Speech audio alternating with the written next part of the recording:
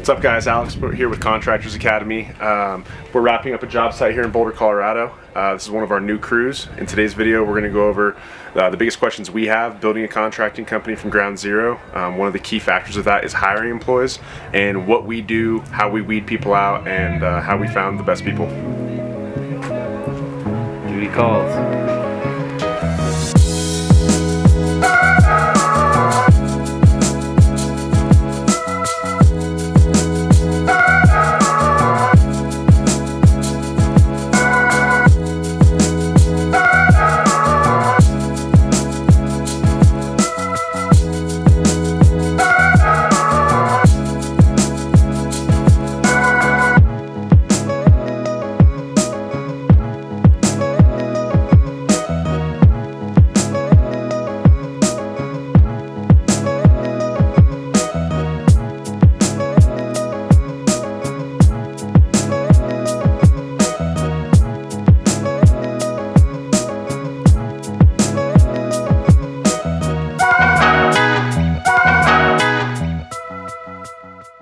Texting and driving, number one part of the job. It's not good. All right, so 2021 is here. We are getting back into the carpentry game. We took about a month off. We had a really solid carpentry crew all of 2020. Unfortunately, some family events happened and they kind of just went downhill. It's understandable knowing what they went through. At the same time, I still have a business to run. Still love those guys, but I just can't do business with them anymore. They were subcontracted. They worked exclusively for me. Worked really well for both of us. However, the quality of work just wasn't there anymore, and we need to come through for our customers. That's how we get more customers. So I hired a carpentry crew to start this new 700 square foot deck that you guys will be seeing take shape over the next couple weeks. I hired 3 people. I hired 1 apprentice, 1 journeyman, and 1 foreman. We started last Thursday on this deck. Unfortunately, this morning while driving to the job site, my new foreman texted me and said that he is quitting. So it's a nice Monday morning surprise for us. Really enjoyed that. Luckily, I have been in construction my entire life, so I know a lot of how these guys work. They'll show up to a job, figure out if it's going to be easy for them or if it's going to be too hard or if their pay is comparable, and they'll leave you for 50 cents. So I was actually smart. I thought ahead on this one. I had tentatively hired 3 people with a conditional offer letter for 1 position, knowing that I might not stick with the first person I got. So first person was fired, not fired, he quit this morning on my way to work. Second person I called, he had already found another job, completely understandable. Third person I called, he met me at the job site. We went over everything, feel really comfortable with him, and he is starting tomorrow. So it's a big lesson. It's the first time I've ever done this, and I don't think I will ever not do it again, where I have kind of people in my back pocket. It saved my ass today, because it could take me another week to 2 weeks to go through the interviewing process and try to find somebody, versus just having 2 people kind of on call more or less, because you're gonna know within the first couple days if somebody's worth a shit or not. And I kind of had a hunch that this guy wasn't gonna return today. He took all of his tools with him on Monday instead of leaving him in the job box at the job site. He had a pretty shitty attitude for the second half of the day on Friday. I called him out on redoing something that didn't need to be redone. When I asked him why he did that, he had no answer for me whatsoever. So in a turn of events, he took care of himself. He was probably going to be fired by the end of the week anyways. And now I have the conditional offer letter in place for another employee. We're ready to rock tomorrow. No downtime whatsoever.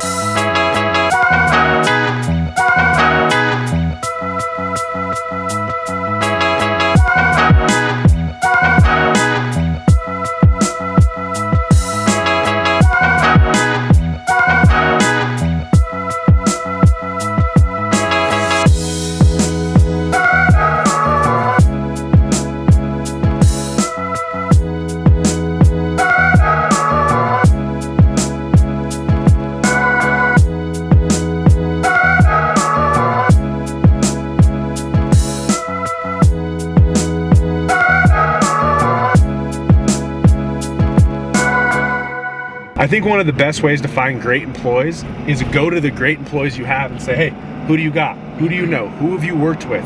Who would you bring on to work underneath you? So for instance, Jesus, my lead landscaper, I contacted him. I said, hey, do you have anybody with carpentry experience? He introduced me to Caesar. Caesar just got hired today. Caesar starts tomorrow. I think he's going to be super solid. They say that you're the sum of the 5 people you spend the most time with. So when you're working 90% of your life, usually you work around like-minded people. There's not a crew that has 3 really good guys and 1 shitty guy on it, because the shitty guy is either weeded out by the crew or they weed themselves out because they know that they're not fitting into the role. So I'm a firm believer in putting people together and kind of letting things hash out. Sometimes it ends up in a screaming match. Sometimes it ends up in somebody going peacefully. Sometimes it ends up in, somebody being pissed off at me. But at the end of the day, and this is one of the hardest lessons I've had to learn, I'm in business to make money. And the way I make money puts food on the table for my family.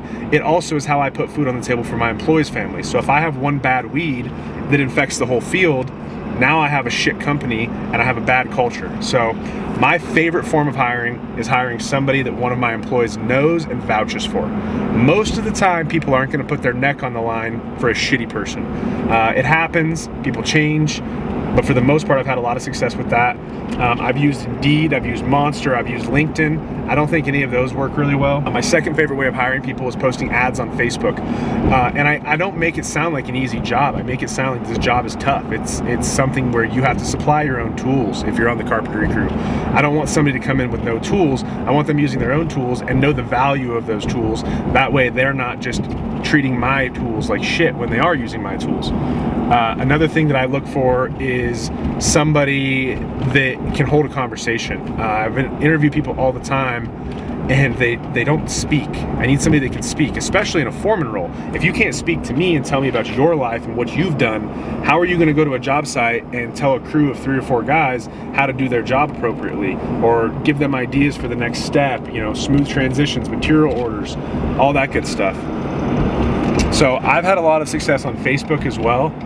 Probably my second favorite lead source as far as employment goes. I hired a business coach a couple years ago, and one of the things he told me is, as the business owner, you have to be the #1 salesman. And I said, well, that's crazy. I can't do all the sales and manage this whole company at the same time. He said, when he referred to sales, he's referring to lead generation for employees, or employee generation, basically. You're always hiring. You have to always be looking for somebody, because while you might love the guys you have, you might be able to get a guy that knows twice as much for the same pay. But if you're not looking for that guy, he's never going to fall into your lap.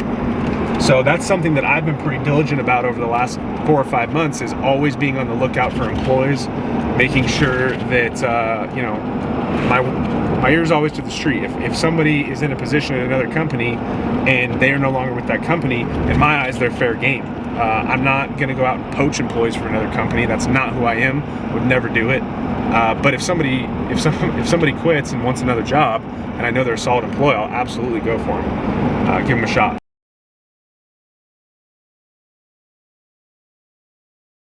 So when you're starting, right, it's hard enough to take the leap to start a business. It's terrifying. You don't know what the hell is going to happen. You don't know when the money's coming in. You don't know how you're going to get the money. You're probably scared about taxes. You don't know how you're going to get all the tools. It's a nightmare. So the last thing you're thinking about is getting an employee. You become self-employed before you become a business owner. So when you become self-employed, you're doing all the work yourself. One of the biggest limiting beliefs I had, and I know a lot of other people have had, is you're hiring people that you want to know less than you. You don't want to hire somebody that knows more than you because you're scared they're going to come in and they're too good for you. My thing was, oh, they're too good for me. They're too good for me. I don't deserve that employee. They know too much. And then and I was always fearful that it looked bad, like, oh, Alex owns this company, he's selling all this work, but he doesn't know how to do this. You don't need to know how to do everything. You should know the premise of how things go together. You should know a premise of the tools needed, and you should kind of have a good idea of the material that goes on into the job. I would say more so than anything. You don't need to go out there and be able to build a deck perfectly. If you know the concept behind it and how it is actually formed, then you can watch and see if an employee is doing it correctly or not. There's a lot of, like with carpentry specifically, there's a lot of like little ins and outs that you really have to get right the first time. When we're putting rock in somebody's backyard, that's pretty easy. You can kind of fudge some stuff around and make it work a lot of times. But with like a deck, especially a high caliber deck like the one we're building, you got to have it right from the get-go.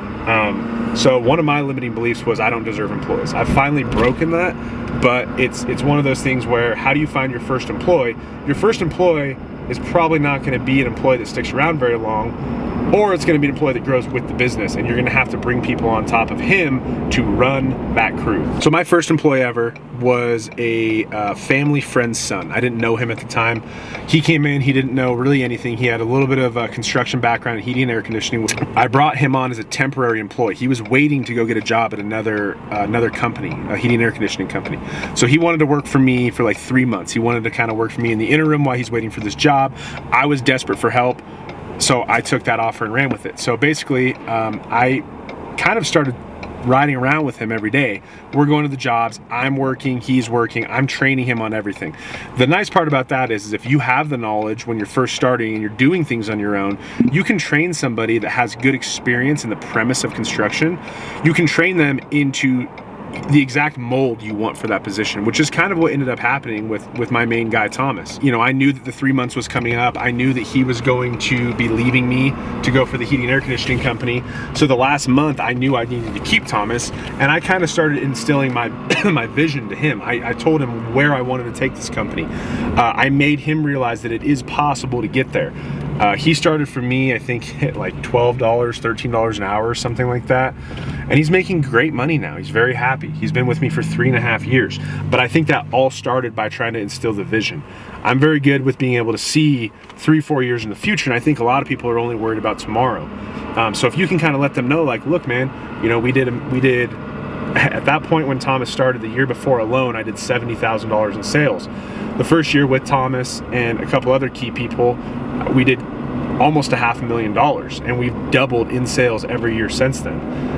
And that's important for an employee to see. I used to always think like, oh, employees just care about money. And I still have that limiting belief as well. It's like, you know, this employee, I'm not saying all employees are this way, but a lot of employees want to see the vision. They want to see that 5 years, 10 years, 20, 30 years down the road, they can retire with this company, and this company is taking care of them because they have taken care of the company. I tell every single one of my employees the same thing. I will always take care of you as long as you take care of the business. You don't have to take care of me. You don't have to be friends with me. You don't have to like me.